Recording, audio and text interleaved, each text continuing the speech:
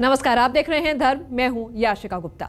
सावन में शिव भरेंगे भक्तों की झोली। संतान के लिए तरस रहे भक्तों को मिलेगा तेजस्वी वरदान का आशीर्वाद, जिसके लिए आपको हमारे साथ चलना होगा आंध्र प्रदेश के श्री मल्लिकार्जुन के दरबार।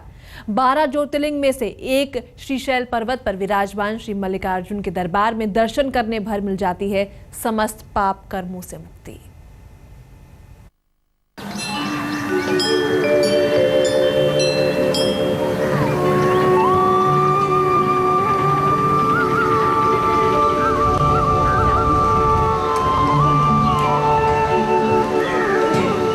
मल्लिकार्जुन आंध्र प्रदेश के श्रीशैल पर्वत पर विराजमान है भगवान श्री मल्लिकार्जुन। ओम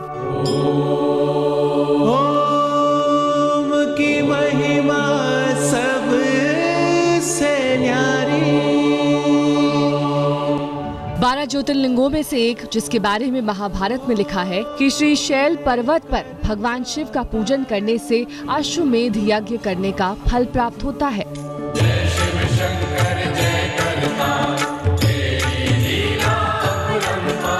कहते हैं श्रीशैल पर्वत शिखर के दर्शन मात्र से भक्तों के सभी कष्ट दूर हो जाते हैं, उसे अनंत सुखों की प्राप्ति होती है।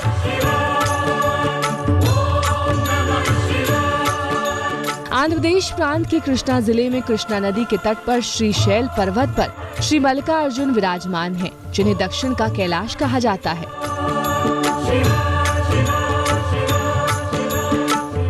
ज्योतिर्लिंगों में मल्लिकार्जुन का द्वितीय स्थान है। मल्लिका का अर्थ है पार्वती और अर्जुन अर्थात शिव।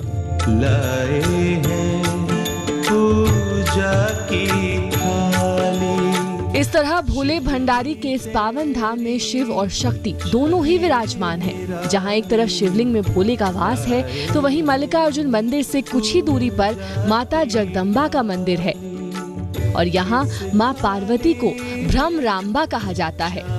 सितारे अंबर के दी। इस मंदिर में भगवान शिव समेत उनके समस्त परिवार पार्वती, कार्तिकेय और गणेश का भी वास माना जाता है।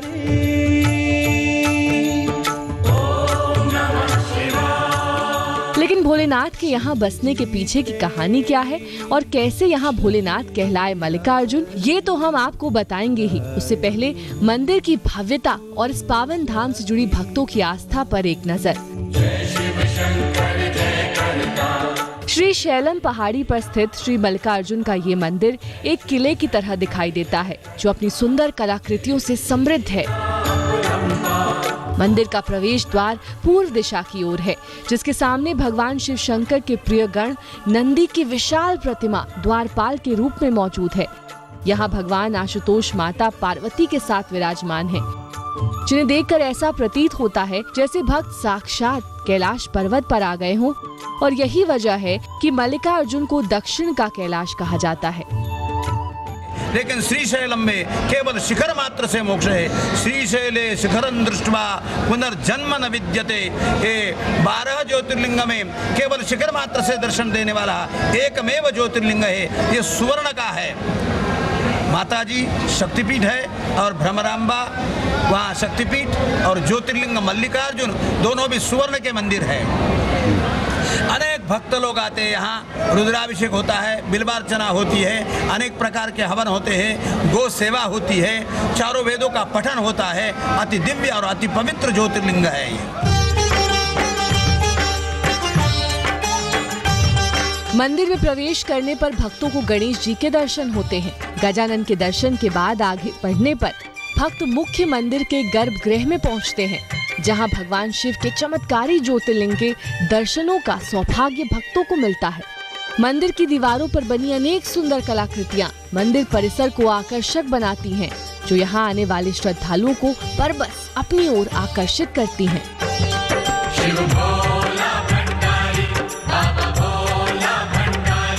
श्रीशैल पर्वत आकर भगवान श्री मल्लिकार्जुन का दर्शन, पूजन, उनका अभिषेक करने से भक्तों को हर तरह के पाप और कर्मों से मुक्ति मिल जाती है। सबसे महत्वपूर्ण बात यह है कि यहाँ किया गया महादेव का अभिषेक संतान के लिए तरस रहे भक्तों के लिए वरदान साबित होता है। मल्लिकार्जुन रूप में महादेव अपने भक्तों का कष्ट हर कर उन्हें देते हैं तेजस्वी संतान का आशीर्वाद।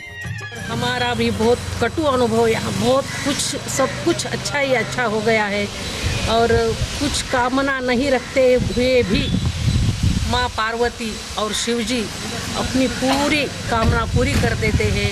यहाँ तो देश विदेश से भी लोग बहुत आते हैं और यहाँ पाताल गंगा का स्नान का भी बहुत महत्व है। भगवान श्री मल्लिकार्जुन के दर्शन के बाद भक्त नीचे उतरकर पाताल गंगा के दर्शन करना नहीं भूलते हैं। भोले भंडारी के इस धाम में शिवरात्रि का पर्व बड़ी ही धूमधाम से मनाया जाता है और सावन के महीने में यहाँ आकर जलाभिषेक करने से पूर्व जन्मों के पाप भी नष्ट हो जाते हैं। आज तक ब्यूरो। श्री मल्लिकार्जुन मंदिर है तो त्रिपुरारी का, लेकिन इसमें यादें रची बसी हुई हैं भगवान कार्तिकेय और गणेश की। आंध्र प्रदेश के श्री मल्लिकार्जुन धाम के नाम से प्रसिद्ध इस मंदिर की कहानी जुड़ी हुई है भगवान गणेश के विवाह से। क्या है इस मंदिर की पूरी कहानी, चलिए आपको दिखाते हैं।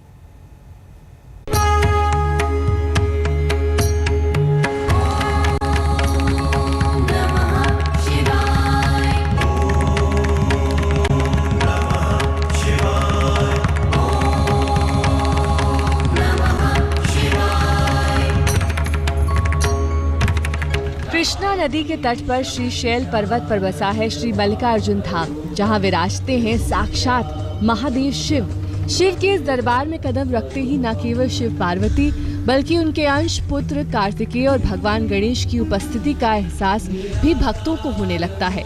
ये अनोखा मंदिर है तो त्रिपुरारी का, लेकिन इसमें यादें रची बसी हुई हैं भगवान कार्तिकेय और गणेश की।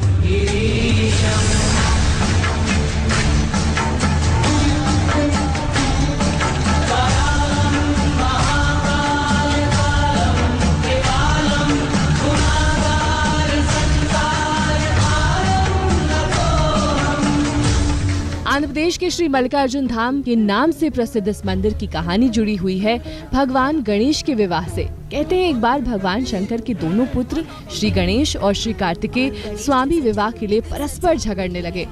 उन्हें लड़ते देखकर शिव और माता पार्वती ने कहा, जो भी पहले पूरी पृथ्वी का पूरा चक्कर लगाकर यहाँ वापस लौट आएगा उसी का विवाह पहले किया जाएगा। माता पिता की बात सुनकर कार्तिकेय अपने वाहन मयूर पर विराजमान होकर पृथ्वी प्रदक्षिणा के लिए दौड़ पड़े। लेकिन गणेश जी के लिए तो ये कार्य बड़ा ही कठिन था। एक तो उनकी काया स्थूल थी, दूसरे उनका वाहन भी मूषक चूहा था। तब भगवान गणेश ने अपनी बुद्धि का इस्तेमाल करते हुए अपने माता पिता महादेव और माता पार्वती को बिठाकर उनकी 7 परिक्रमा की, फिर विधिवत पूजन किया। ओम सांब शिवाय नमः।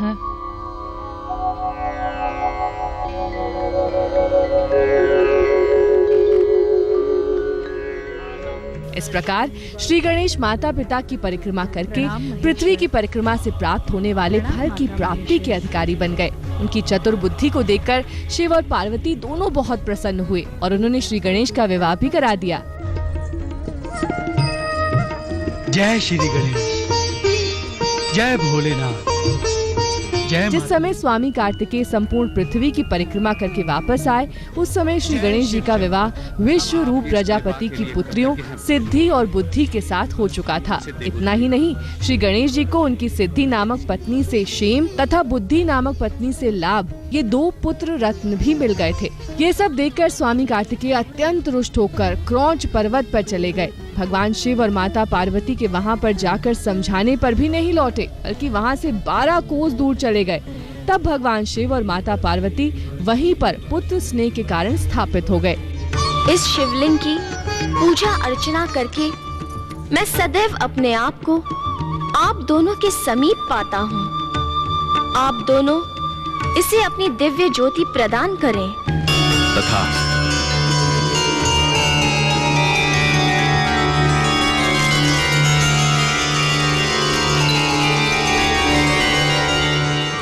माता मल्ली तथा पिता अर्जुन की लीला का स्मरण कराने के लिए आज से यह शिवलिंग मल्लिकार्जुन ज्योतिर्लिंग के नाम से प्रसिद्ध होगा। बोलो मल्लिकार्जुन ज्योतिर्लिंग की जय। पुराणों के अनुसार आज भी अमावस्या के दिन भगवान शंकर और पूर्णिमा के दिन माता पार्वती भगवान कार्तिकेय से मिलने जाते हैं।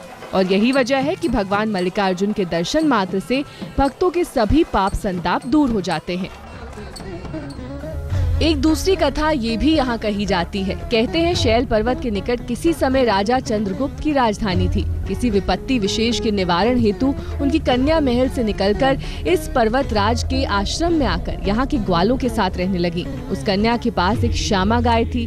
उस गौ का दूध रात में कोई चोरी से दूध ले जाता था। एक दिन संयोगवश उस राजकन्या ने चोर को दूध दूहते देख लिया और क्रोधित होकर उस चोर की ओर दौड़ी, किंतु गौ के पास पहुंचकर उसने देखा कि वहाँ शिवलिंग के अतिरिक्त और कुछ भी नहीं है।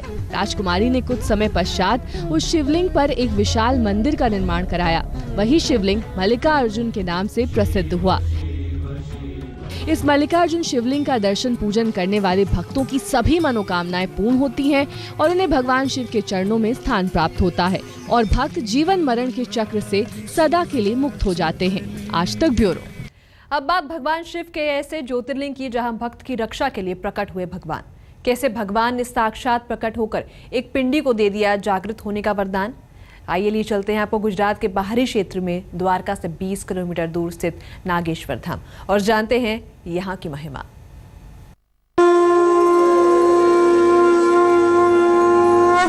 ब्रह्म मुरारी सुरार्चित लिंगम निर्मल भासित शोभित लिंगम जन्मज दुःख विनाशक लिंगम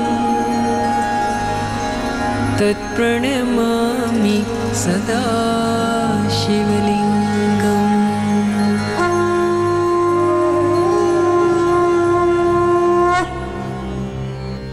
सौवर्णेन नवरत्नखण्ड रचिते। कामना जो किसी बैरागन की तरह दर दर भटकती है, निरंतर यात्रा में रहती है। कामना जो मन को कचोटती रहती है तब तक जब तक वो स्वयं को पूर्ण नहीं मान लेती। कामना का हठ तब तक हार नहीं मानता जब तक वो तलाश न ले अपने उस परमेश्वर को जो इस पृथ्वी पर विराजमान है भगवान नागेश्वर के नाम से। नागेश्वर जिनकी शरण में आते ही हर कामना पूर्ण हो जाती है।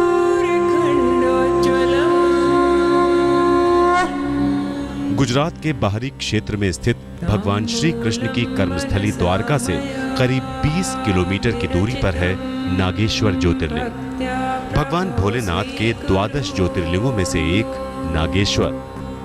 दारुका वन में स्थित इस ज्योतिर्लिंग के लिए रुद्र संहिता में दारुका वने नागेशम भी कहा गया है।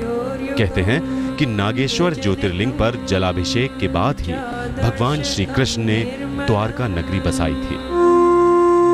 भगवान श्री कृष्ण आए गोकुल मथुरा से। उन्होंने पहले यहाँ अभिषेक पूजा किया और भगवान शिव की प्रेरणा से द्वारका नगर का निर्माण किया। ये दारुका वन असुर का नाम है, इसलिए दारुका वन से द्वारका नगर भगवान कृष्ण ने बनाया। ओम नमः शिवाय, ओम नमः शिवाय, ओम नमः शिवाय। पुराणों में वर्णित है कि प्राचीन काल में इसी स्थान पर सुप्रिया नाम के एक शिव भक्त ने एक राक्षस दारुक के आतंक से मुक्ति पाने के लिए शिवलिंग की आराधना की। सुप्रिया की भक्ति से भगवान शिव प्रकट हुए और उन्होंने दारुक का वध कर दिया। दुष्ट दारुक, शिव भक्तों पर अत्याचार करने के पश्चात अब तू जीवित नहीं बचेगा। अब तेरे पापों का घड़ा भर चुका है।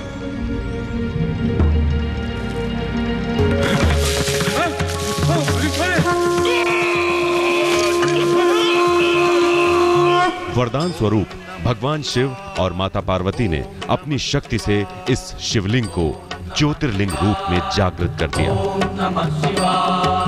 देवी पार्वती, यदि हम नागेश्वर हैं तो आप नागेश्वरी हैं। हम दोनों की ज्योति से प्रकाशित ये भव्य शिवलिंग अब नागेश्वर ज्योतिर्लिंग के रूप में प्रसिद्ध है।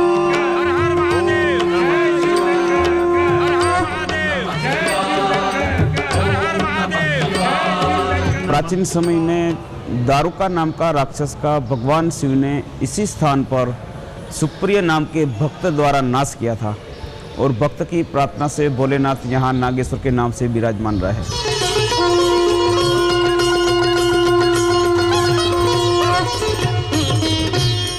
मंदिर परिसर में 58 फीट ऊंची भगवान भोलेनाथ की ये मूर्ति भी श्रद्धालुओं के लिए आस्था और आकर्षण का केंद्र है। नागेश्वर अर्थात नागों के ईश्वर। इसीलिए इस ज्योतिर्लिंग से जुड़ी एक मान्यता ये भी है कि अगर यहाँ पूरी श्रद्धा के साथ उपासना की जाए तो किसी भी तरह के विष का कोई डर नहीं रहता।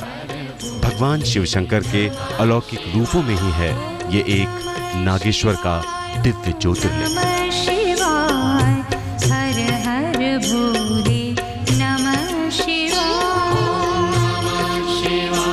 ओम नमः शिवाय।